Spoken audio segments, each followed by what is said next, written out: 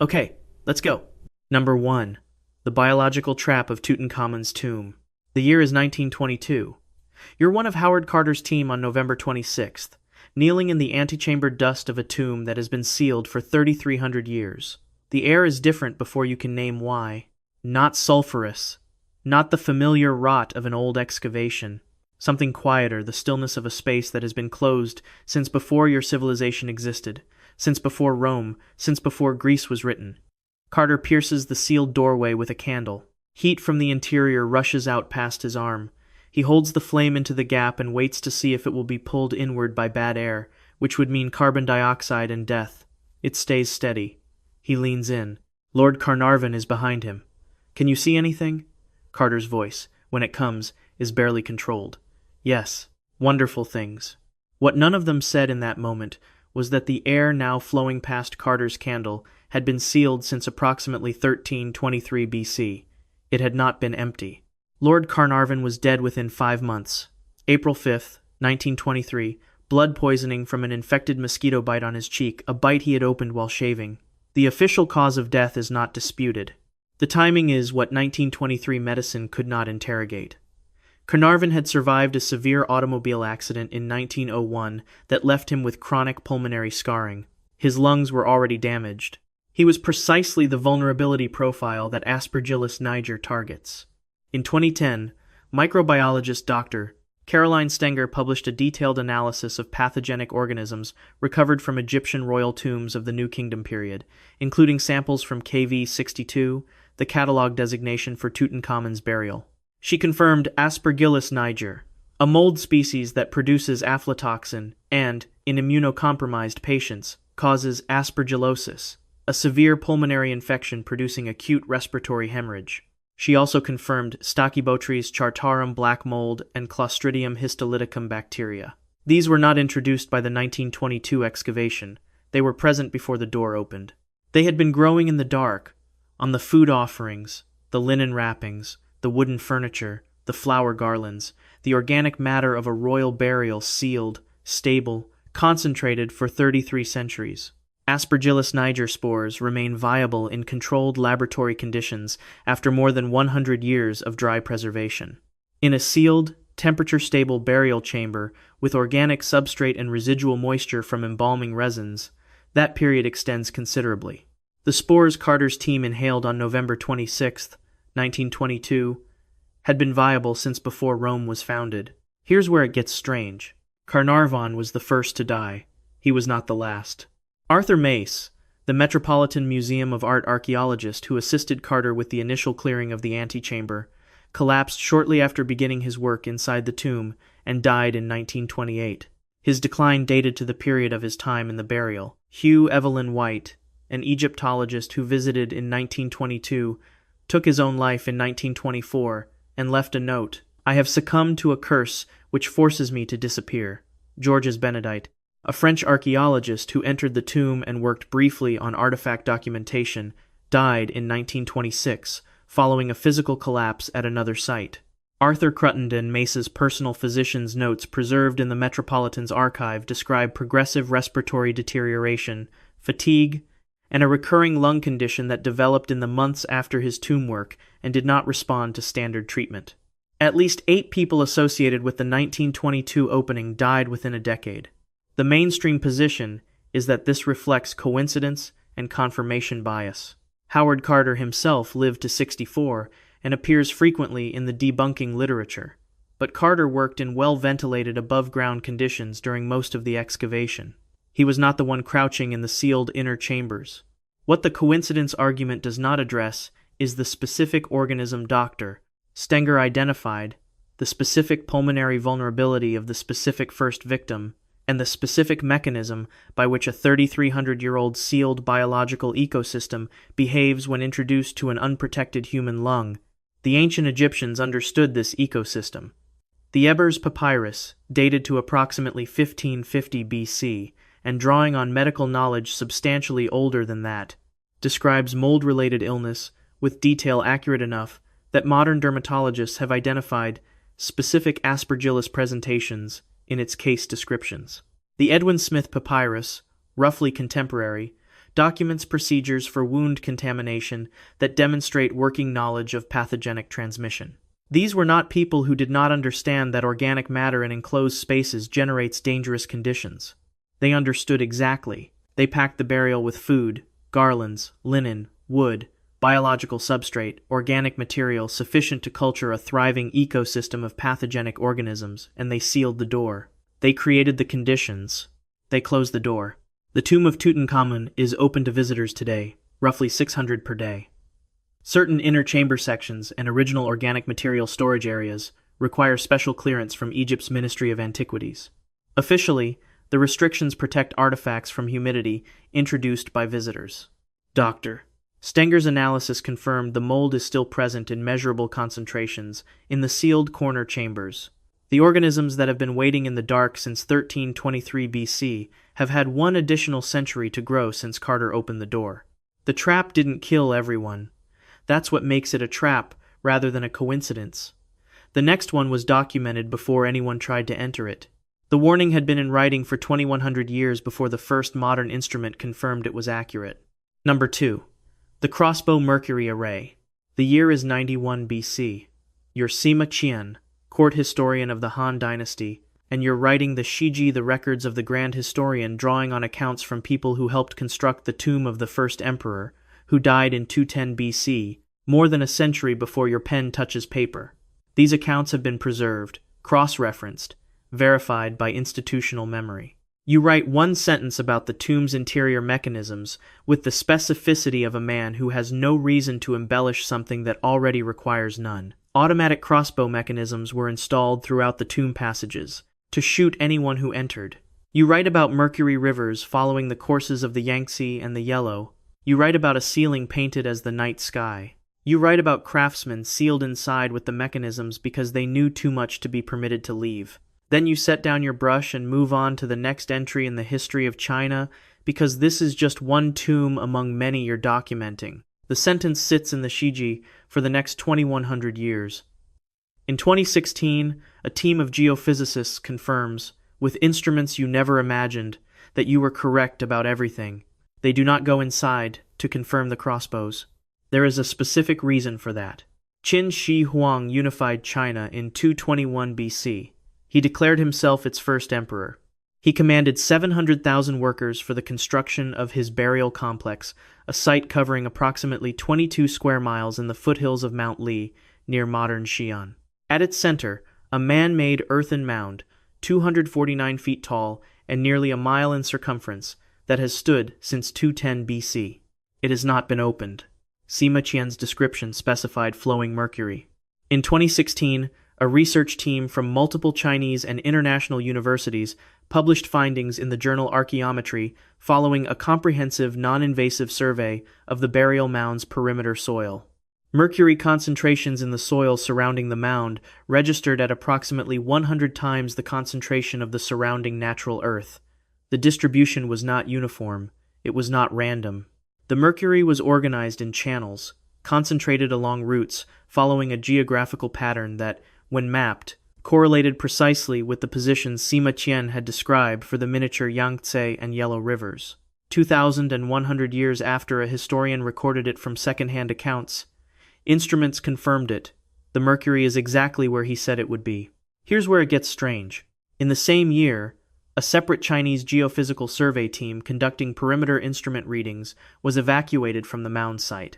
3 geophysicists and 2 technicians were removed from the measurement zone after portable instruments detected mercury vapor concentrations in the air above the soil at levels requiring evacuation under Chinese occupational safety standards. The Chinese state media outlet Xinhua reported the evacuation. The journal Nature carried an international summary. The perimeter of a mound that has been sealed since 210 BC is releasing enough mercury vapor to force a modern evacuation protocol in 2016. The crossbow mechanisms are a different matter. Han Dynasty bronze crossbow triggers the Qin crossbow, was the most sophisticated mechanical weapon of its era, have been recovered from Han period burial sites and analyzed by material scientists at the Chinese Academy of Crossbow Sciences. The trigger assemblies are compound bronze mechanisms with torsion-stored springs and sear and nut components. Specific alloy compositions used in imperial military crossbow manufacture are corrosion-resistant under controlled humidity conditions. In a sealed underground environment maintained by mercury vapor's suppressive effect on microbial activity, the chemistry is stable. There is no known mechanism by which spring tension in these triggers dissipates without activation. The question of whether the crossbows in Qin Shi Huang's tomb remain under tension has not been answered, because the answer requires going inside. The crossbows are still there. The Chinese government's stated reason for not excavating is preservation technology. When the terracotta army pits were first opened in 1974, painted pigments that had survived 22 centuries underground began oxidizing within minutes of air exposure. That concern was real and well-founded. But preservation technology has transformed since 1974. Multiple Han Dynasty royal tombs have been excavated with modern conservation methods. The Mancheng tombs were opened in 1968. The Mawangdui tombs were excavated in the 1970s. The Tang Imperial Complex at Qianling has been studied and partly accessed. This mound specifically has not been approached. They confirmed the mercury from outside. They confirmed an intact underground palace structure from outside. They confirmed a mercury vapor concentration sufficient to evacuate a modern survey team from outside. And then they stopped. The Chinese government is not a superstitious institution. When it declines to excavate a site that every other method has confirmed is intact, the reason is strategic. The most strategically significant thing about Qin Shi Huang's tomb is not the mercury. The mercury is the confirmation that Sima Qian was accurate. What Sima Qian described alongside the mercury is what no modern team has been permitted to verify the mechanisms installed to kill anyone who enters, still under tension, still waiting, in a chamber that smells, from the outside, of 2,000-year-old rivers of quicksilver. Qin Shi Huang's trap was documented in writing before the dynasty that followed him was born. The next one left no records at all, but the chemistry told the story the people who built it never bothered to write down. Number 3. The Cinnabar Death Vault. The year is 1994. You're Arnulfo González Cruz, lead archaeologist for Mexico's National Institute of Anthropology and History, crawling through a passage inside Temple 13 at the Mayan site of Palenque. Temple 13 is a small pyramid, largely ignored, so thoroughly overshadowed by the famous Temple of the Inscriptions next door that it barely rates a mention in the site literature. Nobody is excited about Temple 13. Then you enter a chamber that no one has entered in 1,300 years, and the color of everything is wrong. The walls are red, not painted red, not decorated red, saturated, absorbed red as if the stone itself has been soaked in something that never dried. The floor is red. The ceiling is red. Inside the sealed limestone sarcophagus at the center, the skeleton is red all the way through its bones. Then the smell registers.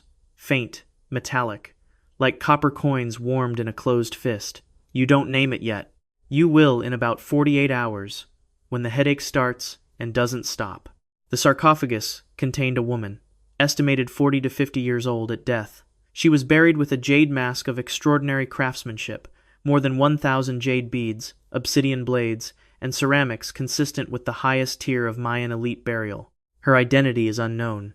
DNA analysis conducted by INAH in 2012 was inconclusive. No Mayan inscription has ever named her. No text in the Mayan corpus points to this chamber. She has no name. Researchers call her the Red Queen, which describes the burial and nothing more. The red is cinnabar mercury sulfide. The Maya used cinnabar in elite burials as a pigment and status marker, but never like this. The closest parallel in Mayan burial practice involves modest application. Cinnabar dusted on specific artifacts, selective pigmentation of the body surface. What González Cruz found in Temple 13 was categorically different. Every surface of the chamber was saturated. Every artifact, every bone, every stone. The intent was absolute coverage. The application was total. Here's where it gets strange. Mercury sulfide releases inorganic mercury compounds that volatilize in enclosed spaces above approximately 68 degrees Fahrenheit. Palenque's jungle climate sits between 65 degrees Fahrenheit and 95 degrees Fahrenheit, precisely within the activation range. The rate of volatilization from solid cinnabar is slow, but the chamber had been sealed for 1,300 years. The mercury vapor had nowhere to go. In the sealed space, The concentration had been building in increments too small to measure per century and too large to survive per entry. González Cruz's team entered without mercury vapor monitors. In 1994, baseline safety equipment for most Mexican archaeological sites did not include atmospheric chemical testing. They wore standard protective gear. Within 48 hours, multiple team members reported the same cluster of symptoms: persistent headaches, dizziness, difficulty concentrating, a metallic taste in the mouth that would not clear. González Cruz documented these in his excavation field notes, archived at INAH's Centro INAH Chiapas. At least one team member received chelation therapy, the clinical treatment for mercury heavy metal toxicity, in which a binding agent is administered to remove mercury compounds from body tissues. Chelation is not prescribed for headaches. It is prescribed when laboratory tests confirm mercury accumulation in the blood. The team was poisoned by a burial they opened in the 20th century, using chemistry applied in the 7th century. What makes the cinnabar application stranger is what it also did. Mercury compounds are bactericidal. The organisms responsible for biological decomposition, bacteria and fungi that break down soft tissue in tropical burial conditions, do not survive in mercury-saturated environments. For 1,300 years, the Red Queen's burial chamber maintained a chemical environment actively hostile to biological decay. The skeleton González Cruz found was preserved to a degree that should be impossible in a high-humidity jungle site after 13 centuries. The jade beads retained their individual positions around where the body had lain. The jade mask had not shifted. The cinnabar simultaneously killed anyone who entered the chamber and preserved the person it contained. Both functions at the same time, one choice producing two results. Whether the Maya who built this understood that saturating a chamber in cinnabar would both kill intruders and preserve the body is the question that researchers have not resolved. The closest parallels the mercury rivers of Qin Shi Huang's tomb. The liquid mercury pools beneath Teotihuacan appear independently, in cultures with no documented contact with Mayan civilization.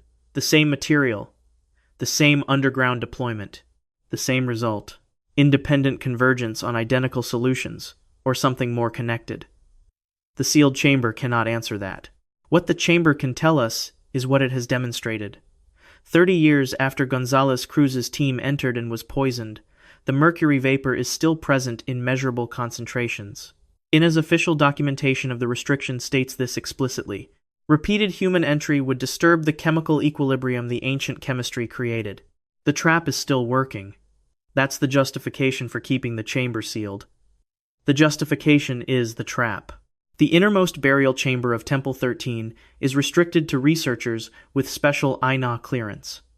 The Red Queen is still in there, still red, still unidentified. The fundamental questions remain unanswered after 30 years, not because the archaeology hasn't been conducted, but because the environment the builders created has kept most researchers out. The trap didn't preserve her identity. It preserved her chemistry. The chemistry is still working, 1,300 years after the door closed, precisely as intended. Number 4. The gas-filled crypts. The year is 1836. You're Alessandro Francois, and you are the most celebrated Italian archaeologist of your generation. You've excavated from Tuscany to Rome. You've been consulting on Etruscan sites since your 20s. Today you're at the Banditaccia necropolis outside Cerveteri, in a section where your hired workers have refused to descend twice this week. They won't explain why. They look at the ground when you ask. You've heard superstitions at every major site you've ever worked. You tell them to wait at the surface. You take a lamp and go down alone. The passage narrows. At roughly 15 feet below the entrance, the smell arrives faint, slightly sulfurous, not unpleasant exactly, just wrong. You note it in your journal. You continue descending. 20 feet further down, you stop noticing the smell. The passage opens into a lower chamber. You raise the lamp to examine the ceiling reliefs. Your legs go first. Francois was pulled from the chamber by a worker who heard him fall. He recovered fully and published extensively for the rest of his career. He described the experience in his journals as atmospheric corruption of unknown origin, aria cativa, bad air. The same explanation applied at the time to malaria, typhoid, every environmental illness that predated germ theory. 2 of his laborers who entered a lower-level tomb at a separate Cerveteri site in 1838 did not recover. Their deaths were recorded by the Papal States Administration as fever contracted underground. No investigation was conducted. No pathogen was named. The cause of death was an atmosphere, and no one had the vocabulary to prosecute an atmosphere. The Banditaccia necropolis is the largest Etruscan necropolis in existence. 400 acres of underground chamber tombs cut into the volcanic tufa hills of the Lazio region, used from the 9th century BC through the Roman imperial period. The shallow, well-ventilated chambers are where tourists walk today. The lower-level chambers deeper, sealed, unventilated, with organic burial contents sealed inside for between 2,000 and 2,800 years, produce a specific atmospheric chemistry that Alessandro Francois experienced firsthand and could not name. The primary agent is hydrogen sulfide. Hydrogen sulfide. It is produced by the anaerobic decomposition of organic sulfur compounds, proteins, fats, the biological building blocks of every body and food offering sealed in those chambers. Hydrogen sulfide is heavier than air. It settles to floor level and the lowest points of enclosed spaces. At low concentrations below approximately 1 part per million, it smells strongly of rotten eggs. At concentrations above 100 parts per million, it paralyzes the olfactory nerve. You stop smelling it. Your nose tells your brain the gas is gone. Your brain tells your body to relax. Your body keeps breathing. The threat has made itself undetectable, and then you fall. Here's where it gets strange. The olfactory paralysis is not a side effect. It is the most dangerous property the gas possesses. A threat you can smell is a threat you can escape. A threat that removes itself from your awareness is something engineered by chemistry, if not by intent. Francois' workers didn't explain why they refused to descend. They couldn't articulate the mechanism. But the refusal was real, specific, and confined to the lower-level chambers. They had almost certainly descended before at this site or others, and something had happened. What Francois dismissed as superstition was occupational memory accumulated through injury and death, passed from workers who had been in the lower chambers to workers who hadn't. In 1873, 2 archaeologists from the newly formed Italian Archaeological Institute were found dead in a lower chamber tomb at the Banditaccia site. No marks of injury. No evidence of structural collapse. The official report from the Italian Ministry of Public Instruction, dated that year and preserved in the State Archive in Rome, classifies the deaths as asphyxiation by unknown atmospheric agent. In 1921, a worker employed by the Soprintendenza delle Antichità died in a previously undisturbed lower chamber during a documentation survey. An internal ministry memo issued the same year, not made public until a 1990s archival review, recommended that gas detection apparatus be employed before human entry into any sealed Etruscan chamber of the sea, lower category. The recommendation was circulated internally. It was not formalized as a public safety requirement until 1952. 30 years elapsed between the 1921 death and the public safety standard. During those 30 years, the memo existed and was not published. The fresco paintings of the Etruscan necropolis at Tarquinia, 25 miles north of Cerveteri, same culture, same period, include multiple depictions of ritual officiants operating in underground spaces. Several figures wear cloth draped across the lower face, covering the nose and mouth. Mainstream scholarship interprets this as ceremonial costuming ritual face coverings with symbolic function. A second reading is possible. The Etruscans, who built these sealed chambers, who packed them with organic burial material, who returned to them for generations of religious observance, had learned through practice what Alessandro Francois learned in 1836 by collapsing. The cloth is not ceremonial. The cloth is protective. The builders knew what they had built. They knew what their own lower chambers contained. They wore the mask to go in. Modern archaeologists excavating deep Etruscan tomb chambers carry hydrogen sulfide monitors as standard equipment. The lower sections of the Banditaccia necropolis have depth-level access restrictions. Visitors to the UNESCO World Heritage Site walk through the upper chambers, read the placards, photograph the painted walls. The lower levels, where the gas pools, are closed. The Soprintendenza's official reason is structural safety. The gas that killed 2 archaeologists in 1873 is still there. It has been generating in those sealed chambers since before Rome was built. These traps required time, decades, centuries of sealed chemistry doing the work. The next one was instant. It was built to trigger on the day it was needed, and it was still ready 1,700 years later when someone finally tested it. Number 5. The Triggered Stone Trap. The year is 1987. You're a huaquero, a grave robber, and you've been working an unmapped pyramid mound outside Sipan in the Lambayeque Valley for 3 nights. The mound has been looted at its outer edges for years. What your group found tonight is different.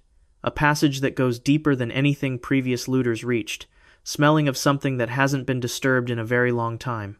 The man in front of you moves a threshold stone. There is a sound above a shift, a weight moving through darkness, and then the man in front of you isn't there anymore. In the chaos that follows, in the confined space, in the dark, you understand something very precisely. Whoever built this place expected exactly this. It built something to respond. Walter Alva, director of the Bruning Archaeological Museum in Lambayeque, received a call from local police in February 1987. Artifacts from an apparent pre-Columbian burial had appeared on the antiquities black market through intermediaries in Lima. When Alva arrived at the Sipan Mound, he found evidence of recent looting and 3 members of the original gang dead too in a collapsed passage section, one found separately with injuries consistent with a falling stone impact. These deaths were documented in Alva's initial site assessment and described in the 1993 excavation monograph co-authored with Christopher Donnan of UCLA. The culture that built this tomb was Moche. Active roughly 100 to 700 AD along the northern Peruvian coast, the Moche left no surviving written language, no deciphered script, no administrative text. What they left were ceramics of unparalleled observational detail, irrigation systems that fed a desert civilization, and a burial practice of extraordinary theological complexity. They also left, in this confirmed case, a physical mechanism designed to kill. Alva's professional team began systematic excavation. What they documented in the main burial passage was a counterweight system, a limestone ceiling slab positioned on a weighted pivot above the primary approach corridor. The slab connected by a rope and peg assembly to a threshold trigger embedded in the passage floor, a flat stone positioned slightly below surface level, covered with compacted earth invisible to anyone moving through the passage in low light. Disturbing the trigger released the peg, freed the counterweight, and rotated the slab. The geometry of the rotation was mapped by Alva's team. The slab swung down to close the passage entry rather than fall vertically. It was designed not just to drop, it was designed to trap. Anyone who had passed the threshold when it activated would be sealed inside. Anyone still at the threshold, when the slab rotated, would be struck by the rotation. 2 of the huaqueros found dead in the passage were sealed in by the mechanism. The physical evidence stone fragment impact patterns on the skeletal remains and passage walls was consistent with mechanism activation, and this is stated explicitly in the Alva Donnan 1993 publication. Here's where it gets strange. On the 11th day of professional excavation, a secondary mechanism activated. The primary counterweight had already been documented and rendered safe. A smaller limestone block connected to the primary slab by a secondary rope and peg assembly running through a concealed channel in the passage wall shifted when a nearby stone was moved during documentation. Work. The block struck a worker in the left shoulder, fracturing his clavicle. 2 other team members were evacuated from the immediate area.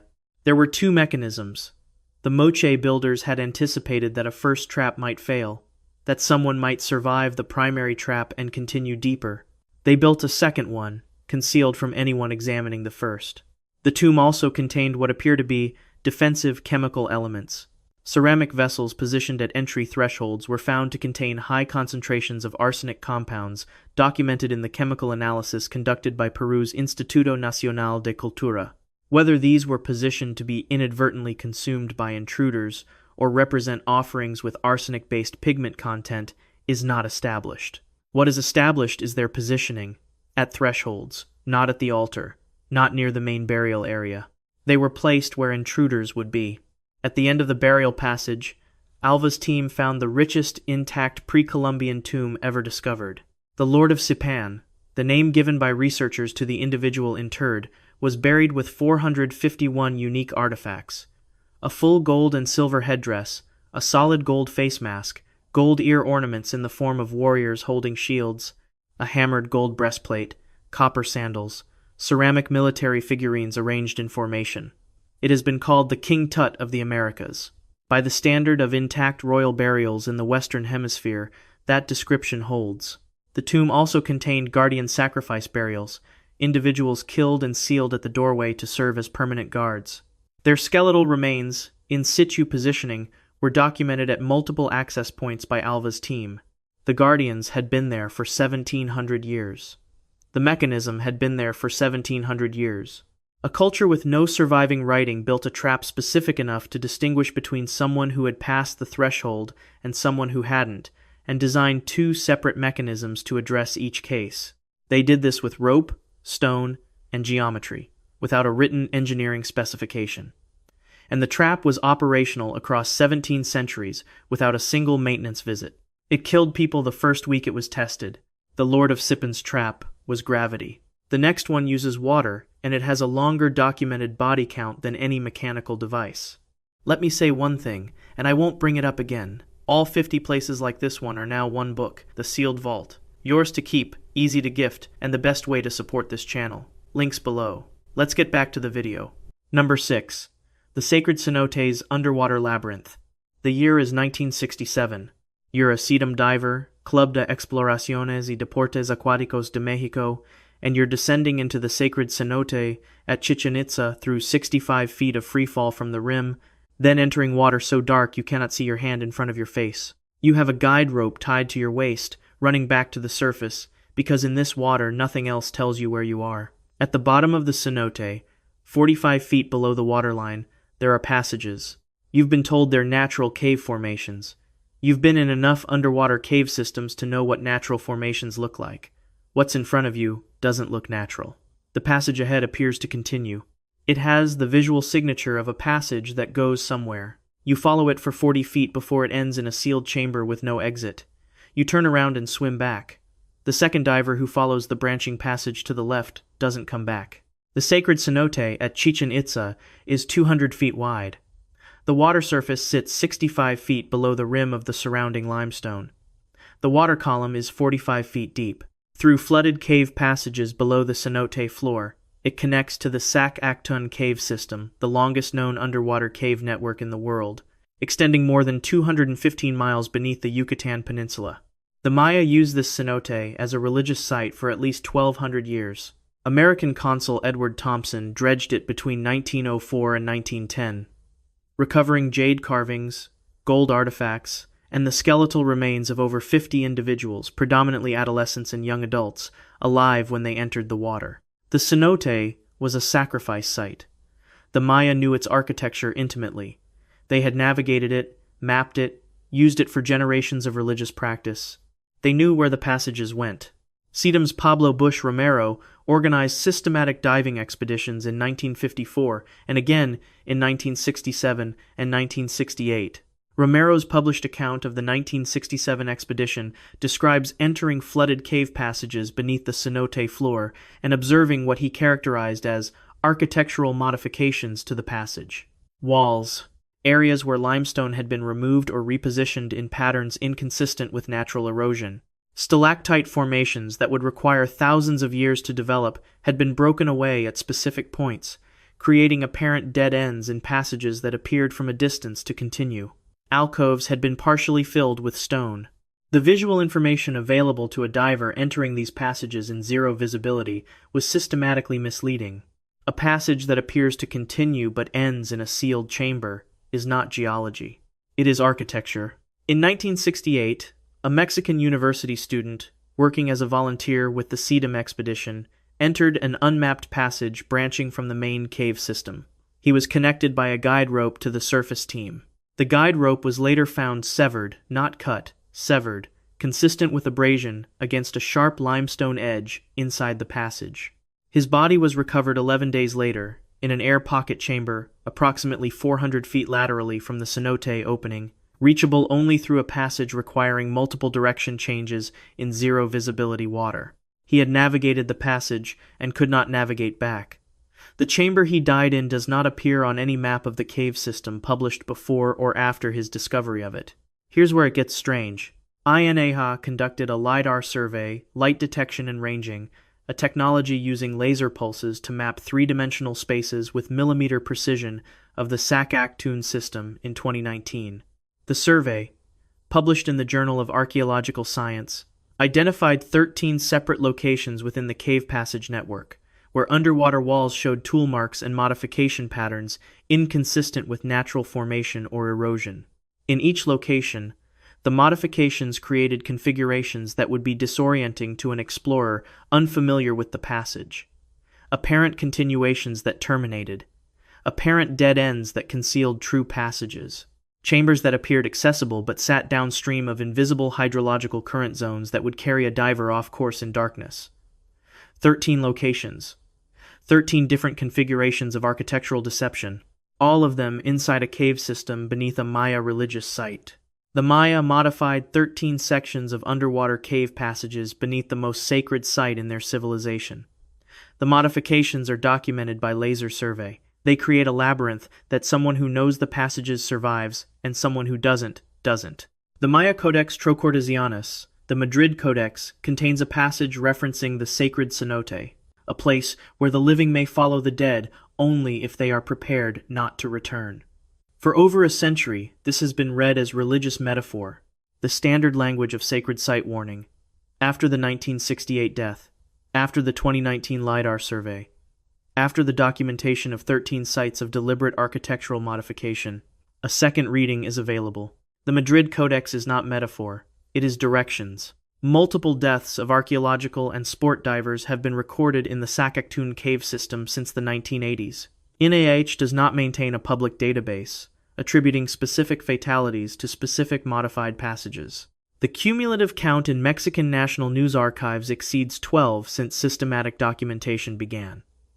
INAH has progressively restricted permit access to the Cenote Passage network since 2005. The official reasons cite diver safety and site preservation.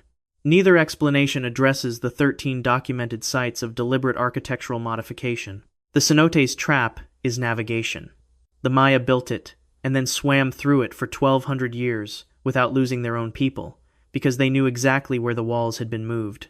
In the next sealed site, the trap required no navigation at all. It activated the moment the door was opened, and it had been building its killing capacity for 2,000 years. Number 7. The anaerobic gas chambers. The year is 1968. You're a PLA engineering soldier in Mancheng County, Hebei Province, drilling a horizontal tunnel into Lingshan Hill for a military construction project. The drill strikes hollow space at a depth that shouldn't have hollow space. Your platoon commander sends 3 men into the breach to assess. They enter. 90 seconds pass.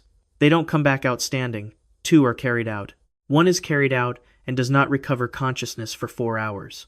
When he does, he cannot describe what happened, only that the air in the chamber was wrong in a way that arrived too fast to respond to. Your commander reports the incident through military channels. Within 72 hours, archaeologists from the Institute of Archaeology of the Chinese Academy of Social Sciences are on site, and the PLA, which accidentally found a royal tomb by drilling through its wall, has already confirmed something the archaeologists are about to document. Whatever was sealed inside Lingshan Hill in 113 BC did not want to be found. The tomb belonged to Liu Sheng, king of Zhongshan of the Western Han dynasty, who died in 113 BC. His burial at Mancheng was one of the most elaborate of the Han period, a full underground palace cut into the living rock of the hill, with separate chambers for reception, storage, horse and chariot burial, and the main sarcophagus room. The tomb was airtight. The sealing was not ceremonial. Every passage entry had been filled with molten iron poured to close the gaps at the time of burial, a method documented in the archaeological reports filed by the Institute of Archaeology team and published in the official state excavation monograph in 1980. Molten iron seals. There is no ambiguity in the material choice. What had been sealed inside for 2,081 years was the accumulated atmospheric chemistry of large quantities of organic material in a perfectly oxygen-free environment. The silk garments, the lacquered wooden furniture, the food offerings, grain, meat, fruits documented in the artifact inventory, the horse hides in the outer carriage chamber, the biological material of the burial itself. All of it had consumed the available oxygen through oxidation and microbial activity and then continued decomposing without oxygen, producing carbon dioxide, methane, and hydrogen sulfide in concentrations that had nowhere to dissipate across 21 centuries of perfect sealing. Carbon dioxide concentration in the lower section of the chamber, estimated above 15%, based on the symptoms and recovery times of the 3 soldiers who entered. Normal atmospheric carbon dioxide is 0.04%. At 15%, unconsciousness occurs within minutes. The soldiers entered standing upright, lost consciousness as they moved toward the lower sections where carbon dioxide had pooled, and fell. 2 were carried out. The published report of the incident contained in the 1980 Institute of Archaeology monograph devotes 2 sentences to what happened to the soldiers. 2 sentences across 400 pages of documentation. Here's where it gets strange. Liu Sheng's tomb had a second chamber. His wife, Do Wan, was buried in an adjacent, separately sealed underground palace of equivalent construction. The connecting passage between the 2 burial spaces had its own iron pore barrier, independent of Liu Sheng's. 3 weeks after the initial breach, the archaeological team opened Do Wan's chamber. They assumed that 3 weeks of ventilating Liu Sheng's section had equalized the atmospheric conditions between both chambers. They had instruments this time. Carbon dioxide in the lower section of Do Wan's chamber registered at 18% concentration. The second chamber had been completely isolated by its separate iron pore seal. 3 weeks of ventilation in the first chamber had done nothing to the second. They had not solved the trap. They had simply been standing next to it. The Book of Han, the official Western Han Dynasty history, completed approximately 111 AD, contains the standard prescriptions for royal burial practice. The burial specification calls for sealing so that the chamber atmosphere would not enter the world above. Scholarship has consistently interpreted this as ritual instruction theological language about the separation of the living and dead realms. What the specification actually describes, stripped of the ritual frame, is an airtight sealed environment designed to do exactly what it did. The craftsmen who built Han royal tombs understood the relationship between sealed organic material and the atmosphere it generates. They had observed what happens when biological matter is placed in an oxygen-free space and the door is closed.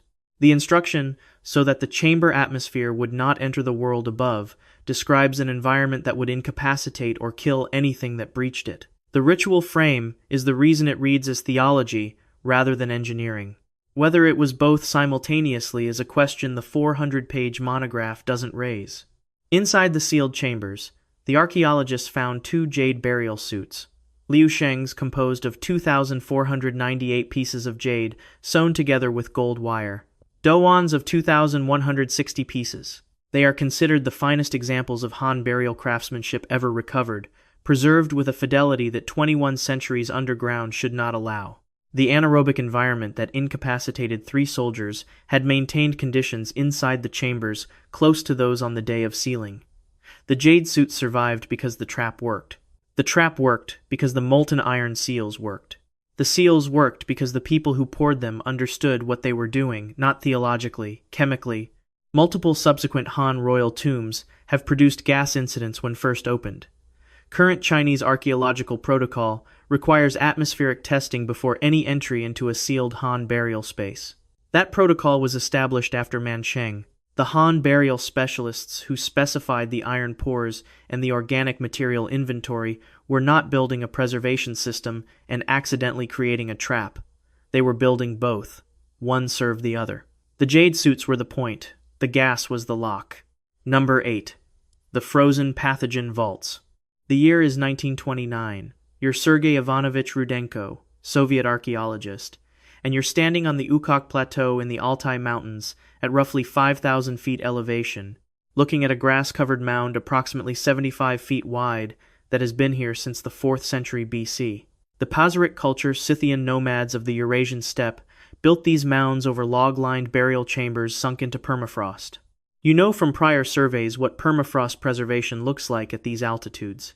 Intact textiles, wooden carvings, the skin tattoos on preserved bodies. The cold has kept everything. You know you're about to open a time capsule from 2,400 years ago. You climb down into the chamber. 3 days later, one of your team members can't stop shaking and has a fever that won't break. You write it off as the altitude. The altitude will not serve as an explanation. Rudenko conducted excavations of the Pazyryk kurgans in 1929 and again in 1947 and 1948. The results were extraordinary even by the standard of major archaeological discoveries. Complete horse carcasses with saddles and harness intact after 2,400 years, a complete chariot, wool and silk carpets, with detailed weave patterns preserved, musical instruments, wooden furniture with painted surfaces, a Chinese silk garment that represents the earliest example of Chinese silk found outside China. The Pazyryk finds rewrote the archaeology of the Eurasian steppe. They are still referenced today in discussions of Iron Age textile technology, trade route history, and the decorative arts of the nomadic cultures of Central Asia. Rudenko's field journals, archived at the Institute of Archaeology of the Russian Academy of Sciences in St. Petersburg, contain a different set of findings running parallel to the artifact descriptions. During the 1929 excavation of Kurgan 1, 3 team members developed unexplained fevers, respiratory difficulty, and pustular skin eruptions, beginning within 72 hours of opening the burial chamber. One was evacuated to Novosibirsk for medical evaluation. The journal entry describing the evacuation concludes with Rudenko's assessment. Illness attributed to the harsh field conditions and possible contaminated local water source. No pathogen testing was conducted. During the 1948 excavation of Kurgan 5, the mound that produced the tattooed female burial now known as the Ice Maiden, 2 team members were hospitalized with severe respiratory symptoms. The excavation was suspended for 6 days. Rudenko's 1953 publication of the Pazyryk findings, the definitive monograph on the complex, describes this as field sickness, likely exacerbated by altitude. The hospitalization is not mentioned. The pathogen question is not raised. The monograph does not raise it once across several hundred pages of documentation. Here's where it gets strange. In August 2016, 2,300 reindeer died in the Yamal Peninsula of western Siberia over approximately 2 weeks. 13 people were hospitalized. 1 child died. The cause was anthrax bacillus anthracis, released from a thawing permafrost layer containing the carcass of an infected reindeer from an outbreak approximately 75 years earlier. The anthrax spores had been preserved in frozen ground for 3/4 of a century and emerged fully viable when the permafrost thawed. The outbreak was documented in peer-reviewed epidemiological literature and confirmed by the Russian Federal Center for Animal Health. The case established definitively what microbiologists had theorized for decades. Bacillus anthracis spores survive in permafrost for extended periods, potentially much longer than 75 years, and emerge viable when the seal breaks. Bacillus anthracis is endemic to the Central Asian steppe. Anthrax outbreaks in domestic animals in the Altai region appear in agricultural records across the 19th and 20th centuries. The Pazyryk kurgans contain massive quantities of animal biomass, whole horses, whole cattle, large volumes of organic biological material sealed in permafrost for between 2,300 and 2,500 years. Anthrax spores in the upper layers of that biomass would have been preserved by the same permafrost that preserved the textiles, the saddles, and the skin tattoos. A research team from the University of Tübingen and the Novosibirsk Institute of Cytology and Genetics published findings in 2016 confirming viable pathogenic spores in permafrost samples from Siberian burial sites of the dual, relevant age range.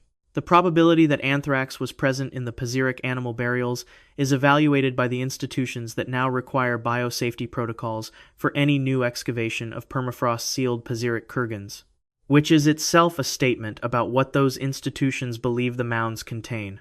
Several dozen additional Pazyryk kurgans have been identified through satellite imagery of the Yukok Plateau region since the 1990s. Russian and Mongolian archaeological authorities have declined excavation permits for these kurgans, citing biosafety assessment requirements still under review. From a bureaucracy that has excavated Soviet-era military sites with lesser caution, under review means the assessment has reached a conclusion. The conclusion is that the mounds should not be opened without protocols that have not yet been finalized. No announced timeline for finalizing them exists. The permafrost is breaking on its own. Mean annual temperatures on the Yukok Plateau have risen by approximately 2.5 degrees Fahrenheit since the 1970s, consistent with the broader pattern of Arctic warming documented by the Siberian Meteorological Service. The permafrost layer that has sealed these kurgans since the 4th century BC has thinned measurably at multiple monitored plateau points. The biological material in the lower burial chambers is beginning to experience temperature fluctuations for the first time in 2,400 years. When the permafrost finishes thawing, no archaeologist, no excavation team, and no biosafety protocol will be involved. The traps are opening themselves. The Pazyryk trap was biological, preserved by ice. The next one is stone, and it has not moved since 2560 BC. It doesn't need to. Number 9. The plug and portcullis system. The year is 1817. You're Giovanni Battista Belzoni, former circus strongman, current Egyptologist, and you're attempting something that has not been seriously tried since 820 AD, when the Caliph al-Mamun's workers forced a passage through the pyramid's limestone casing to reach the ascending interior passage. You're going to push through the sealed interior of the Great Pyramid of Giza by main force. You are large, confident, physically capable, and unafraid of confined spaces. You have workers with you. You have tools. None of these properties protect you from what happens 20 minutes into the attempt, when a sound comes from the ceiling above your workers. Not a crack, not structural settling, but something moving with intention, and then something falls. Someone screams. You push forward in the dark and find your lead worker on the passage floor with a broken arm from a granite block that was not loose, that was seated in position, and that shifted as if released. You extract the man. You do not go back in that day. What you cannot explain afterward, when you write it up in your journals, is that the block that fell was not loose. It was ready. The Great Pyramid was built for the pharaoh Khufu, approximately 2560 BC, 455 feet tall today, 481 feet at original construction. It is the most continuously examined structure in human history, catalogued by Greek tourists in 450 BC, analyzed by Roman engineers, studied by Arab mathematicians, measured by European surveyors, scanned by modern instruments. 4,500 years of uninterrupted attention. What that attention missed is what was built into the spaces that were never meant to be entered. The plug system in the ascending passage is the primary mechanical trap. 3 granite blocks, each approximately 4.5 feet long and 2.6 feet wide and weighing roughly 3 tons each, were pre-positioned in a gallery above the ascending passage before the burial was sealed. The workers who completed the burial descended via the well shaft, a pre-built escape route connecting the descending passage to the ascending passage below the plug position, and sealed it from above. Once they were clear, the 3 plugs were released. They slid down under gravity and wedged into the ascending passage. They are still there. Modern visitors access the king's chamber through a separate passage cut by al-Mamun's workers in 820 AD, a tunnel that bypasses the plugs entirely, because there is no other way through them. The taper is not structural necessity. Each plug is slightly wider at the top than at the bottom. Machined, not natural. The geometry means that pressing against a plug from below drives it more firmly into the passage walls. The harder you push, the tighter it locks. A 3-ton block wedged in a corridor becomes effectively heavier the more weight you apply against it. Someone understood this principle when they machined that taper. They chose it specifically. The taper is a choice made to defeat exactly the effort of someone below trying to push through. The taper is not structural necessity. Howard Weiss, in 1837, used gunpowder. His team blasted passages around and through obstructions in multiple pyramid chambers. In the confined ascending passage, a misfire of 1 blasting charge killed 1 Egyptian laborer and seriously injured 2 others. Weiss's 1840 publication, Pyramids of Giza, documents the deaths and injuries in language that is businesslike to the point of detachment. The passages were cleared by blasting. The granite plugs remain. The portcullis system in the antechamber outside the king's chamber is a separate mechanism. Granite portcullis blocks, designed to lower vertically into slots, cut into the antechamber walls, after the burial was complete, formed progressive barriers between the ascending passage and the king's chamber. They were lowered. Ancient looters who eventually reached the king's chamber in antiquity destroyed sections of the portcullis mechanism to force entry. The carved slots where the blocks sat are still visible in the antechamber walls. The partial remains of the portcullis blocks are still there. The mechanism cannot be restored. Once activated, it was not designed to be reversed. Here's where it gets strange. The scan pyramids project a joint collaboration between French, Egyptian, and Japanese research teams using cosmic ray muon tomography, a non-invasive imaging technique that maps interior density variations through the interaction of cosmic particles with dense stone, published findings in the journal Nature in November 2017. Above the Grand Gallery, in a position that no survey had previously identified, instruments detected a large void, approximately 100 feet long, 20 feet high, oriented parallel to the Grand Gallery below it. It is the largest unknown interior space in the pyramid. It has not been entered. No method of access has been authorized by the Egyptian Ministry of Antiquities. As of the most recent published update from the Scan Pyramids team, the void remains uncharacterized beyond its dimensions and its position. Ancient Egyptian architectural texts from the Old Kingdom period describe certain sealed chambers as sealed for the protection of those who walk above them. Not the protection of the pharaoh's spirit, not the protection of the burial, the protection of those who walk above, future people walking the pyramid's exterior. The instruction is for the living, not the dead. Read without the theological frame, it is a warning. Keep out. Not for the sake of what's inside, for yours. The oldest mechanically engineered trap on this list is functionally intact inside the most examined structure in human history. The plugs were machined with a taper. The taper is still there. The void above the Grand Gallery is still there, uncharacterized, unscheduled, with no public timeline for investigation. 9 of 10 entries on this list were built by civilizations we can name, date, and study. The 10th was built by a civilization that disappeared without explanation, and the trap may be the most complete thing they left behind. Number 10. The vitrified streets of Mohenjo-Daro. The year is 1927. You're Ernest Mackay, senior archaeologist with the Archaeological Survey of India, and you're in the 5th year of excavating Mohenjo-Daro, a site whose own name, assigned by the excavators who found it, means Mound of the Dead Men in the Sindhi language. That name was not given lightly. It was given because of what keeps appearing in the streets, not in homes. Not in cemeteries, the site has formal burial grounds, and they're used for ordinary interments. In the streets. You've worked Mesopotamian sites, Egyptian sites. You've seen plague contexts, battle contexts, famine, conquest, collapse. Nothing you have seen looks like this. 37 skeletal remains, documented in positions suggesting they fell in place face down in alleys, slumped against walls, crossed over each other on a staircase. Mid-motion. No weapons near the bodies. No weapon wounds in the bone. No ash layer. No fire damage. No flood deposition stratum at this stratigraphic level. They fell where they stood. In the streets. In positions that say they did not see it coming. And then they stopped.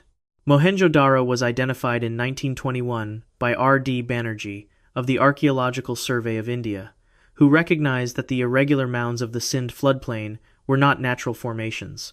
What systematic excavation revealed across the following decade was the largest city of the Indus Valley Civilization population, estimated at 40,000 to 80,000 at peak, the most sophisticated urban center of the Bronze Age. The Indus Valley Civilization covered an area greater than Egypt and Mesopotamia combined. More than 600 settlements across what is now Pakistan, northwestern India, and eastern Afghanistan, all using standardized weights and measures so precise that a merchant's bronze weights from a settlement in Gujarat would register identically on a scale at a settlement 1,500 miles north. The level of administrative coordination required for that standardization has no contemporary parallel in the ancient world. It disappeared. Between approximately 1900 and 1700 BC, 700 settlements were abandoned. Mohenjo-Daro was abandoned. Not conquered, no conquest layer exists in the archaeological record. Not flooded, the relevant flood evidence predates the abandonment by centuries. Not famine, the agricultural infrastructure was intact at abandonment. The largest Bronze Age civilization on Earth walked away from its cities within 2 centuries, left no identifiable successor culture, no detectable refugee migration pattern in neighboring regions, no record of where they went. They vanished. In 1966, Soviet researcher A. Gorbovsky published Riddles of Ancient History, documenting gamma radiation readings at the Mohenjo-Daro site that registered anomalously elevated compared to the surrounding terrain and to equivalent sites of comparable age in the region. Gorbovsky's measurements were approximately 50 times above normal background radiation levels. The publication was Soviet era. The methodology was not peer-reviewed by Western standards. Mainstream archaeology has not incorporated the finding into primary literature. It has also not been definitively refuted by a published gamma radiation survey of the site conducted with modern instrumentation. No comprehensive peer-reviewed gamma radiation study of Mohenjo-Daro exists in Western archaeological literature. In the 1940s, British researcher Francis Taylor documented sections of excavated Mohenjo-Daro soil that appeared vitrified, fused, converted to a glass-like substance in stratigraphic layers that predate the city's abandonment. Vitrification of silica-based soil requires temperatures above approximately 2,900 degrees Fahrenheit. Ancient kilns operated between 100 degrees Fahrenheit and 800 degrees Fahrenheit. Open fires of organic material reach 500 degrees Fahrenheit under favorable conditions. The vitrified soil layers Taylor documented required temperatures that no ancient technology produces and that no natural geological event associated with the Indus Valley region explains. Taylor's findings appear in his site notes, archived at the British Museum's Department of Asia. They do not appear in the primary archaeological literature on Mohenjo-Daro. Here's where it gets strange. In 1945, J. Robert Oppenheimer oversaw the first detonation of a nuclear device at the Trinity test site in New Mexico. He was a scholar of Sanskrit. He had read the Mahabharata, the ancient Hindu epic containing, in the Dronaparva section, a description of a weapon deployed in the Indus Valley region. A blazing projectile, the brightness of 10,000 suns. The bodies of those near it were burned beyond recognition. Those at distance experienced hair loss, nails falling out, food becoming poisoned, water turning black. These are the diagnostic presentations of acute radiation syndrome.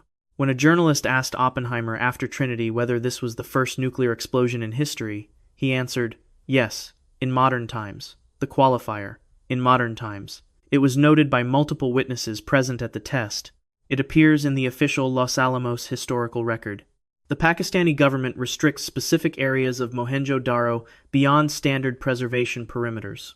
The restricted zones include storage areas beneath the Great Bath platform and sealed sections of the granary complex excavated in the 1920s and early 1930s. The Archaeological Survey of Pakistan has not published a complete inventory of materials removed from these areas before restriction was imposed. John Marshall's 1931 publication Mohenjo-Daro and the Indus Civilization, the foundational site monograph, references sealed storage chambers in the administrative quarter that were partially cleared by early excavation teams. The contents are listed as various fragments, non-classified. They remain non-classified. The rooms remain closed. The civilization that engineered the most sophisticated urban drainage system of the ancient world, whose standardized weights are identical across 1,500 miles of settled territory, whose script has never been deciphered after more than a century of attempt vanished. Their last city has skeletons in the streets. Their excavated soil has layers fused at temperatures no ancient process explains. Their underground storage rooms hold unclassified contents behind restricted access. Their city's name means Mound of the Dead Men, and no one who built it left a record of why they called it that. The other 9 traps on this list were designed to protect something. The trap at Mohenjo-Daro was not protecting anything. It was already done. From Tutankhamun's sealed spore colony to the crossbow mercury array still armed beneath a Chinese hillside. From the cinnabar vault that poisoned its own excavators to the gas-filled Etruscan crypts. From the stone counterweight that killed after 1,700 years to the underwater labyrinth still confusing divers beneath the Yucatan. From the anaerobic Han chambers to the thawing pathogen mounds in Siberia. From the tapered granite plugs still seated inside the most studied structure in history to the vitrified streets of a civilization with no name and no explanation, these 10 traps are still active. Subscribe if you want to keep finding out which ones are still holding. Leave a comment below telling us which one you'd investigate first and where you're watching from.